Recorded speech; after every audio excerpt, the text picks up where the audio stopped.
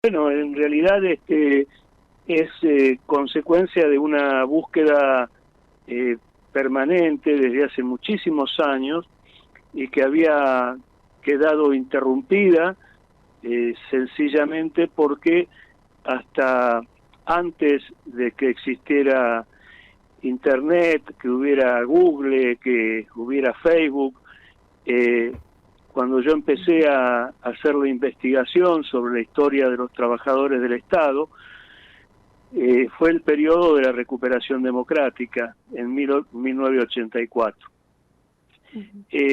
A partir de ese momento, leyendo las actas del gremio, me fui encontrando con los distintos momentos en que se fue creando cada una de las seccionales en el interior del país después de que se creara ATE en 1925.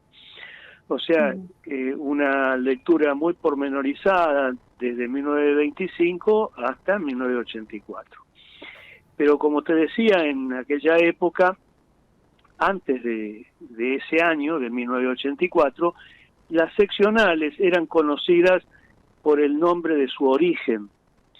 Es decir, cuando se escribían las actas, que eran muy minuciosas, las actas de las reuniones nacionales, de la conducción nacional de los estatales, se iba recibiendo la correspondencia, se reunían cada 15 días y eso se escribía detalladamente, o sea, se llegaba una carta de por ejemplo, de la ciudad de La Quiaca, ponele, por decir una barbaridad, y figuraba como seccional el día que se fundaba la organización en ese lugar. Es decir, cuando había un grupo de trabajadores de determinado espacio estatal, de diferentes áreas, sea de obras sanitarias, de YPF, de los yacimientos carboníferos fiscales, de la salud, de sectores de enfermería, de hospitales, y figuraba como seccional de determinada ciudad. No se ponía ni siquiera entre paréntesis a qué provincia pertenecía. Entonces, cuando yo encuentro la seccional Casualidad en la década del 50, realmente me acuerdo que en aquella época, te estoy hablando de más o menos 1987, 1988, cuando ya había escrito el primer tomo de la historia de los estatales, me acuerdo que compramos con quien escribió el primer libro conmigo, Osvaldo Calelo, ya fallecido, nos compramos un mapa muy grande, de grandes dimensiones, cuando todavía no se hacían de lona, eran de papel, y también compramos una gran lupa, y buscamos esa seccional, esa ciudad, a ver dónde la podíamos encontrar en el mapa, y no existía. O sea, no había una ciudad, La Casualidad. Pasaron muchos años, así como me pasó con General Güemes, porque General Güemes, seccional General Güemes, podía ser de Güemes de la provincia de Buenos Aires, podía ser de Güemes Misiones, podía ser de cualquier lado, pero uno no tenía registro, solamente aparecía quién había sido el delegado congresal que asistía y de qué seccional era, sin hacer referencia a la provincia. Buscando precisamente cuando encuentro las pistas de Carlos Amena, que era procedente de General Güemes y fue el fundador de la seccional General Güemes, ahí recién supimos que era de General Güemes de Salta. Incluso era muy difícil rastrear los orígenes, porque a veces los secretarios de actas eran obreros, era gente muy humilde, tenía faltas de ortografía, escribían a veces el nombre y con la primera letra del nombre y después el apellido, a veces con faltas. Era muy difícil poder rastrear lugares que no se tenían claro en qué era, y había que leerse de cada 15 días 30, 40 páginas, porque ahí ponían hasta menos los estornudos, aparecían todas las cosas que transcurrían en la reunión, y no eran reuniones de 1 hora ni de 2 horas, a veces eran reuniones de 5 horas, de 6 horas, y todo eso se transcribía en las actas. Entonces, llegar a dilucidar de dónde venía esa seccional llevó muchos años. Cuando pude averiguarlo hace unos 7 años atrás, pude saber de que se trataba no de una ciudad, sino de un campamento azufrero, y que estaba abandonado. Realmente me llamó poderosamente la atención, y la gente que me lo comenta, precisamente en General Güemes, me dice que justamente del lado del Bordo, o sea, del otro lado de la ruta, se encontraba quien había sido el último dirigente que había tenido los estatales en ese campamento azufrero. Y lo fui a ver. Se trataba de Dino Vázquez, un hombre que tuvo una gran trayectoria sindical y política, y sin embargo había sido olvidado. Cuando se recupera la democracia, cuando los estatales recuperan su gremio después de muchos años de burocracia sindical asociada a la dictadura, a la última dictadura, hubo mucho que reconstruir en el país sindicalmente desde el presente, sin tiempo de andar mirando para atrás cuál había sido su historia. Para eso me convocan, y hasta el día de hoy sigo trabajando en eso. Y bueno, a través de la pista de Dino Vázquez, que hoy va a estar presente con sus 84 años en la presentación del libro dentro de 1 hora, y gracias a él pude rastrear una cantidad muy importante de hijos de azufreros que ya fallecieron, también algunas viudas, y bueno, y proponer en el gremio, en la Asociación Trabajadores de Estado a nivel nacional, que pudiéramos volver a hacer una caravana y volver, después de 42 años de que la mina fue cerrada por una decisión de la dictadura del ministro de Economía de entonces, Martínez de Oz, que decide de la mañana a la noche instalar un decreto de cierre de la mina, porque para ese hombre, para ese socio de la dictadura, socio mayor de la dictadura, la cosa pasaba por achicar el Estado para agrandar la nación. Una mentira galopante, realmente, porque no hay nación posible sin un Estado presente y que garantice ese Estado, ese gobierno, pueda garantizar, planificar el Estado para su función real, que es ser el corazón de una patria, y ese corazón de la patria se nutre del latido de los trabajadores estatales.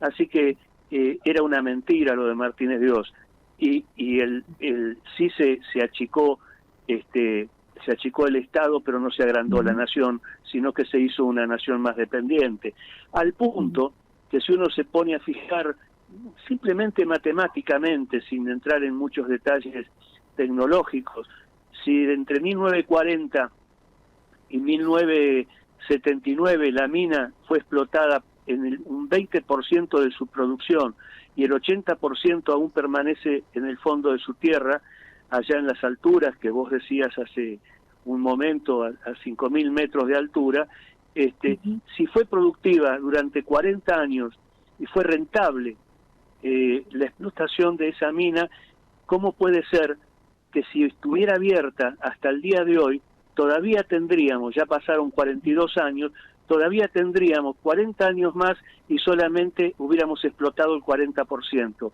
Es una cosa de lógica, no hay que ser un gran estudioso.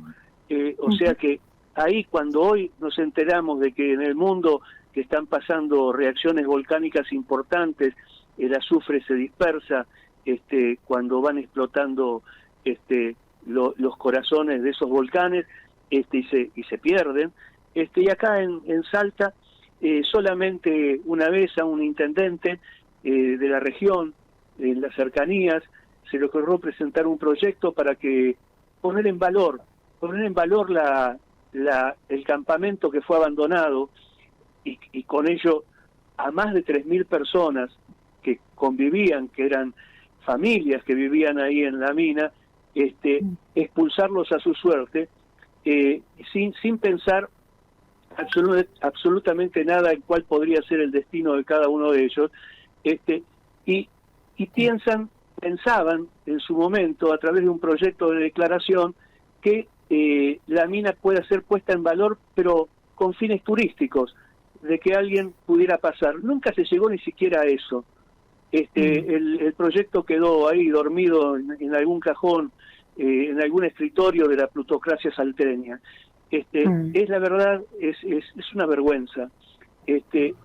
Ahora vamos a volver y vamos a insistir, no solamente vamos a volver para una cuestión de sentimental, como es el deseo de poder volver a la mina, a ese lugar donde crecieron, muchos gracias a Dios, a dos de los viejos dirigentes estatales, uno, el que ya nombré, Dino Vázquez, que fue el último secretario general,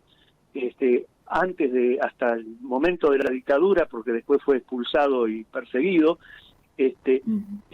aunque la mina se cerró 3 años después, donde se terminaron de ir todos, ¿no? Es algo realmente importante poder volver, pero volver para expandir esto, como lo están haciendo ustedes en este momento, de tomar nota y expandir esta información, porque no se trata solamente de tener memoria, sino de tener memoria y accionar en el presente. Si no, somos más de lo mismo. Como siempre digo en mis charlas, o vamos por nosotros o vienen por el resto de nosotros, y no nos merecemos estar al servicio de la dependencia cuando todavía somos un país semicolonial y dependiente, pero no subdesarrollado. Y tenemos que aprender, darnos cuenta de que este es un país potencialmente de desarrollo, y por eso las amenazas constantes de cada vez que seamos más dependientes. Entonces, bueno, esa es la función, ese es el ánimo que me lleva a presentar el libro en el día de hoy y a poder estar al frente de la caravana del día de mañana. Nicolás, seguramente querés hacerle una consulta a Daniel. Sí, ¿cómo andás, Daniel? ¿Cómo estás? Hola, ¿qué tal, Nicolás? Tanto tiempo. ¿Cómo estás? Muy bien. Ahí voy a estar a las 6 de la tarde, que tengo que salir volando de aquí para allá. Bueno, lo tuyo es además de la exposición, es claramente una denuncia. Se escucha muy lejos. Digo que lo tuyo también es como bien lo exponés, una clara denuncia a la política antiindustrialista que impera en Argentina. Vos citaste a Martínez de O. Bueno, pero el programa de Macri es el mismo de Martínez de O, digamos. La lucha entre los dos modelos, ¿no? Los gobiernos populares que tratan de imponer un modelo industrial y de desarrollo, y estos modelos neoliberales que son antiindustrialistas. Lo curioso es que, mientras te escuchaba, es que en Salta durante todos estos años los gobiernos, incluso algunos peronistas, que hubo varios acá en Salta, no hayan advertido ponerse a la cabeza de la defensa de la mina, la casualidad, como lo están haciendo ustedes, ¿no? Eso me llama mucho. No es que no lo han advertido, Nicolás. Sí. No es lo que no lo han advertido. Se hacen los distraídos. Claro. Este es un país federal. Tenemos un gobierno hoy día, un gobierno nacional, pero el poder hegemónico en la provincia de Salta, salvo los casos de Carlos Amena en el periodo del primer y segundo gobierno peronista, y sobre todo en la segunda parte del gobierno peronista, en que pudo llegar a ser el primer gobernador obrero de la República Argentina, y el caso del compañero Ragone, salvo eso, todos los gobernantes, del color que se hayan vestido, todos los gobernantes salteños, del color que se hayan vestido, han sido el silencio. Y vos fijate que este no es mi primer libro sobre cuestiones salteñas. Tengo otro que mencionaba la compañera recién, Sandra, el libro sobre Carlos Amena y también el libro sobre el general Leal, declarado hace cosa de 25 días, después de 7 meses que se cumplieron, u 8 que se cumplieron los 100 años de su nacimiento, declarado de interés provincial, en el marco de una cantidad de actos programados que nunca se llevaron a cabo. Entonces, no es parece mentira, no es una casualidad, es una causalidad. Hay una causa y hay un efecto. Hay una responsabilidad política que es de distracción, es de defensa de los intereses antinacionales, es de que la patria siga siendo, esta patria que ya tendría que ser una nación consolidada, siga siendo un paisito. Bueno, esta es la pelea que nos debemos. Hay que desazonzar. Como decía Arturo Jaureche, justamente hace unos cuantos años en este mismo mes. Hay que desazonzar. Y para eso, mientras podamos, yo agradezco el respaldo, el apoyo y la difusión, pero no de mi obra, como dicen algunos, qué buena su obra. No alcanza, eso no importa si es mía o de quien fuera. Lo que importa es que se divulgue, que se tome conciencia y que eso se transforme en acción. Claro. Le decía, yo recién le decía al principio, le contaba a Sandra, antes que te sacáramos al aire, de tu obra sobre el general Leal, y también le decía a Sandra que nosotros te tenemos que agradecer a vos el haber conocido a Samena, porque acá en Salta, que es una provincia con tantos escritores, nunca hemos tenido un acercamiento bibliográfico de alguien que se ha dedicado, como lo hiciste vos, a un gobernador tan popular como es Amena y que los salteños no lo conocen. Así y vos fijate hasta dónde los intereses de lo que yo denomino la plutocracia histórica de Salta, hasta dónde que el hijo de Samena, que falleció hace pocos meses atrás, menos de un año, fue funcionario público. Fue un político intachable. En su propia ciudad, con las funciones políticas que asumió, no pudo nunca reivindicar la figura de su padre.